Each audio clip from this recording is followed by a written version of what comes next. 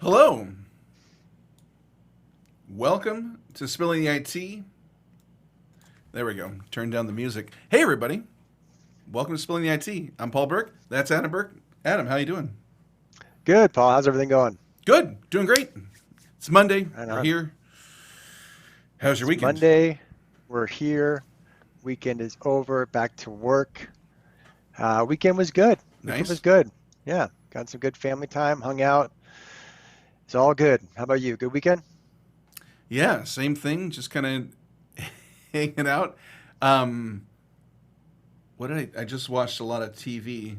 Yeah, watched a lot of TV. We're going to talk about that later. Movies and TV. And yeah, but right now, Um, we want to talk about the partner program at Quest.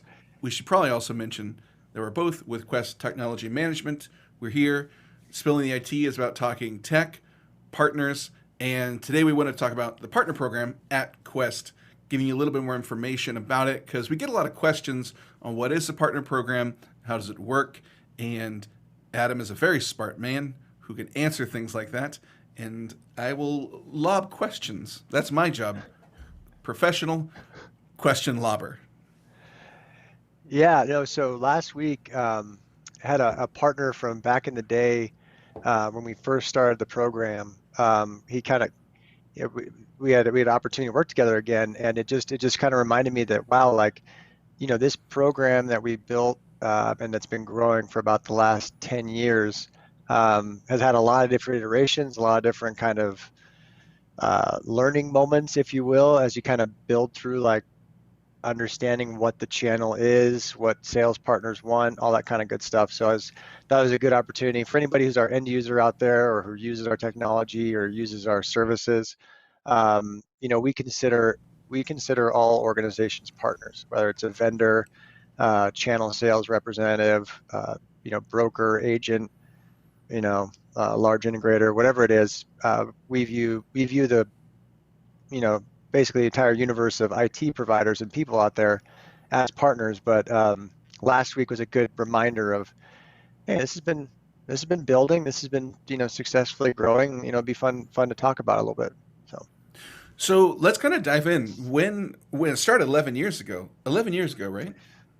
yeah, 2000. Well, it started 2009. Gary Schick helped kind of start poking around the partner program, and then 2010. I came on board and Tim was like, go find partners, go find people to work with, I don't know, go start paying me back for all the shit you cost me in college. And Get out of here, son. Go do things. And you have. Like, Yeah. let's be honest. I mean, 11 years running this, handling everything, you've learned a ton doing it.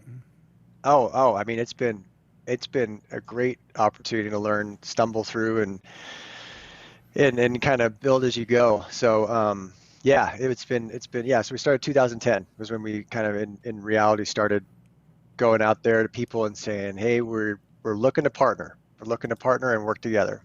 So And also, just wanted to add, since you mentioned you've learned a lot and stumbled and learning, and if you have any questions, if you're watching right now or later on in the replay you're watching and have questions for Adam about partner program or developing one, like leave it in the comments, leave it in the chat. We're happy to reach out to you and talk to you all about that. So yeah, because I mean, you found firsthand it's challenging to create one of these.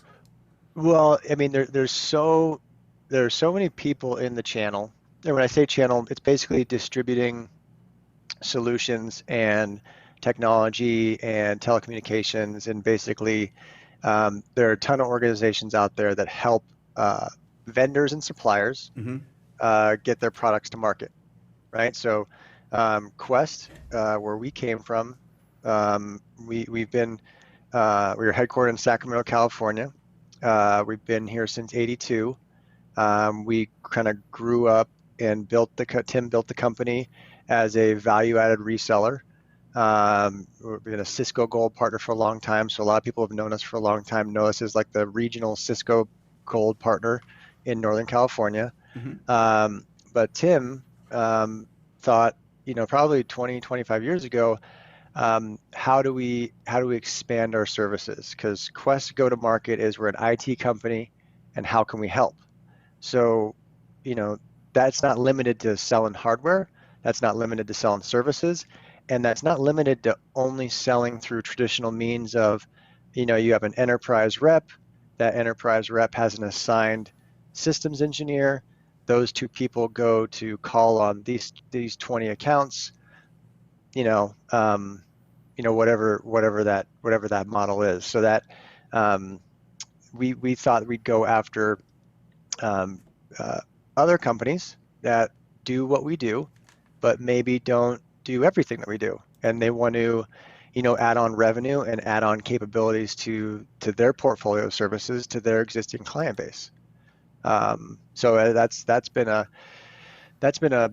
real focus of ours since 2010 is going out there and finding organizations that are willing to partner, that have existing customers that trust them, and figuring out which areas we can augment their sales teams with, whether that's security services, disaster recovery services, business continuity, backup, application development, tons of different tools in our kit bag, um, that that we can bring to market. But I have a slide. I didn't bring it today, but I have a slide of my first month at Quest. I built this little linear chart of basically how I was going to grow partner revenue, and it's Mm-hmm. so stupid.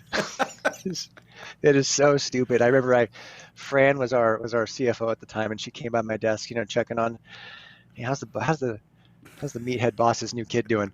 And she comes by, and I'm like, oh, check this out, Fran, check this out.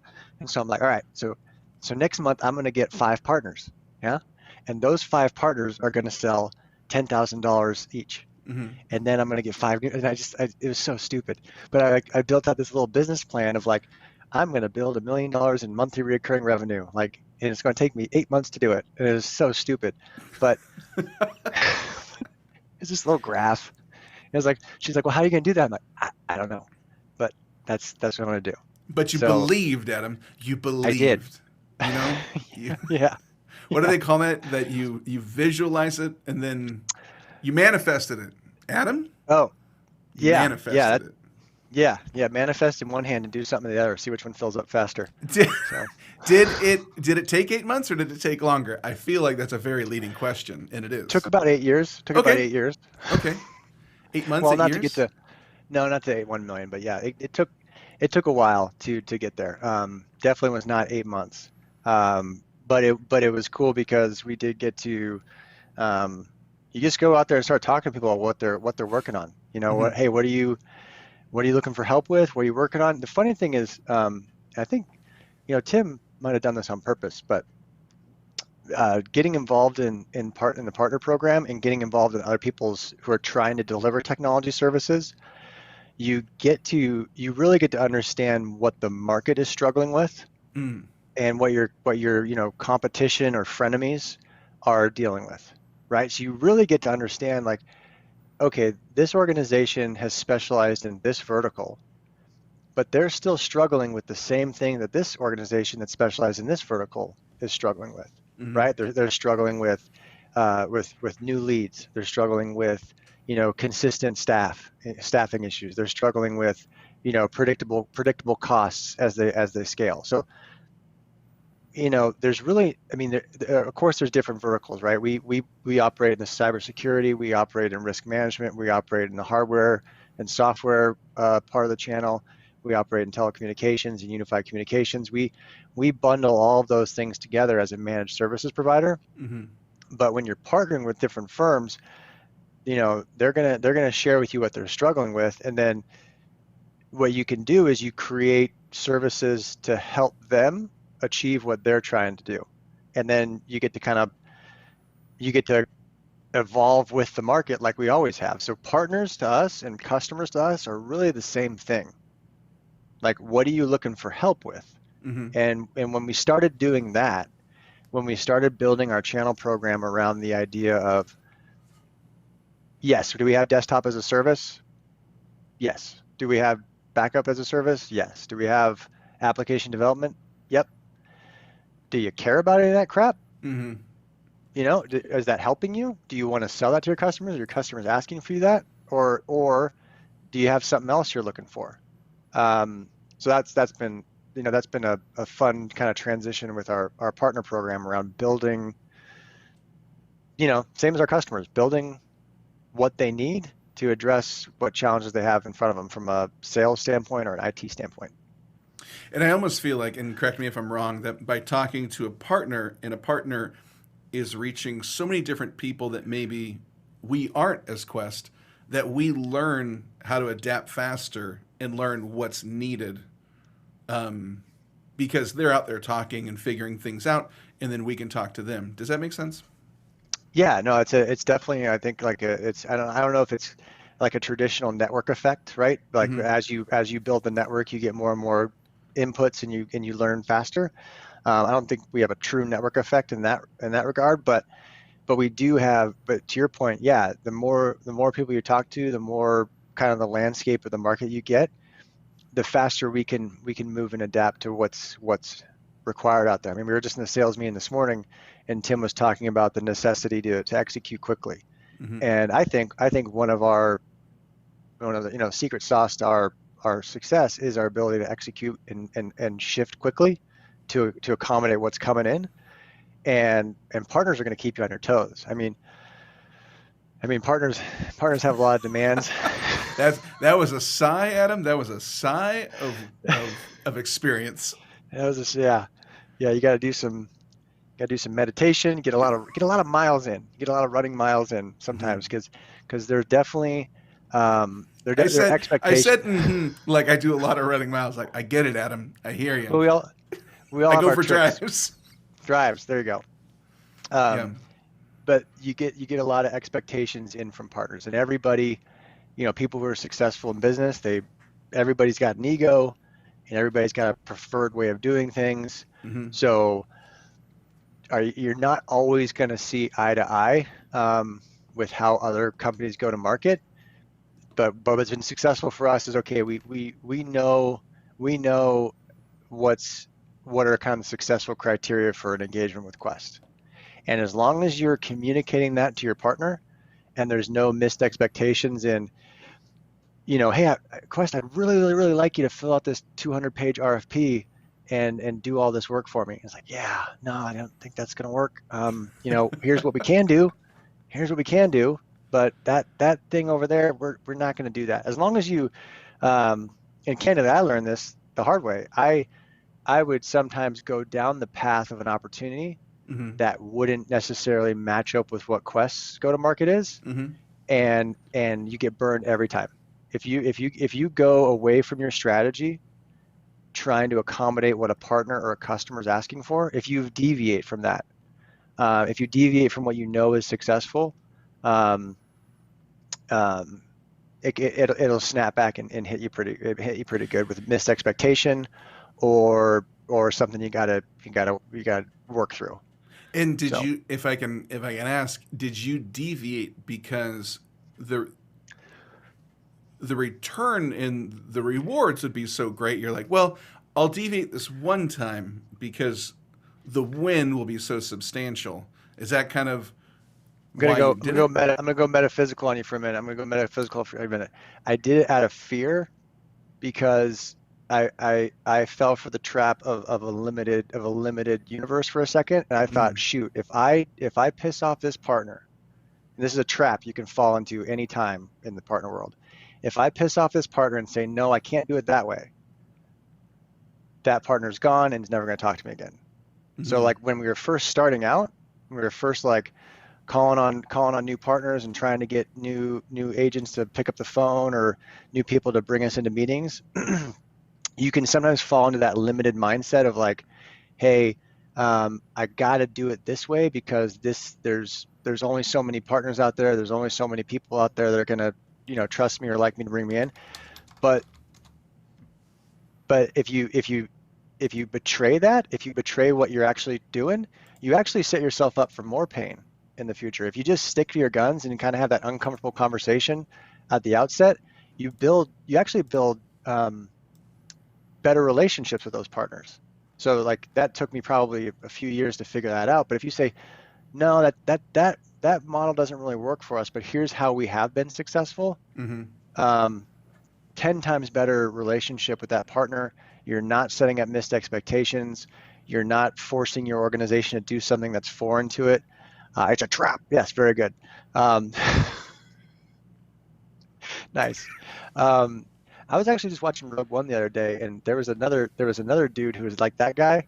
But anyways, you deviated me on Star Wars stuff. Sorry, Adam. It's a whole race. I don't know the name of the race, but Admiral Akbar was. He realized it's a trap. Much like Yeah, you, Adam, you're the Admiral Akbar of Quest. he dies, No, I think he lives. does he? Well, the guy I, in Rogue One definitely died. well, not everybody can live, Adam. It's All right. it's Star Wars, the galaxy far, far away. Things happen. Um, And it was a long time ago, actually, which I always think it's in the future, but if you watch it, it's a long time ago. So, yeah. Anyways, anyways, yeah. So sticking with your model and actually communicating that to a partner, 10 times more successful as opposed to being afraid, oh, he's not going to call me back or whatever. Watch the movie. He's just not that into you. Um, great sales model for partner programs. I don't know if you've ever seen that movie, but yeah, it's a good flick. which movie? He's just not that into you. I have not. I will go watch it. It's a rom-com, Paul. It's a rom-com. Got it. Yep. Adam, quick update on Admiral Akbar. It is revealed in the Unifying Force 2003, the final novel of the New Jedi Order series, that Akbar dies of old age shortly before the end of the war, after which he receives a grand memorial service. Oh, So I guess he didn't die in the battle. all right. Well, his cousin or whoever, other fish-looking dude, um, Steve. Steve. Ad- Yeah, Steve didn't make it. oh, Steve did not make it. what a shame. Yeah. What a shame. Got it. Where would you like to go? Oh man, time flies. Adam, what else would you like to share about partner program? Because I realize we only have until 11:30. Oh, shoot. Yeah, that went quick. Well, anyways, if anyone ever has a question about like partnering or anything like that, or building out a channel strategy or anything like that from a partnership standpoint, um, uh, definitely willing to talk to anybody out there doing it. It's a long process. It doesn't happen quickly. One of the things we're seeing in the market right now is a lot of private equity involvement in middle market and suppliers. I was reading an article the other day about 5% of the middle market, 10, 15 years ago was controlled by private equity. Mm. Now about 55% Wow. of the middle market is Wow. controlled by private equity firms. I think that just has to do with a lot of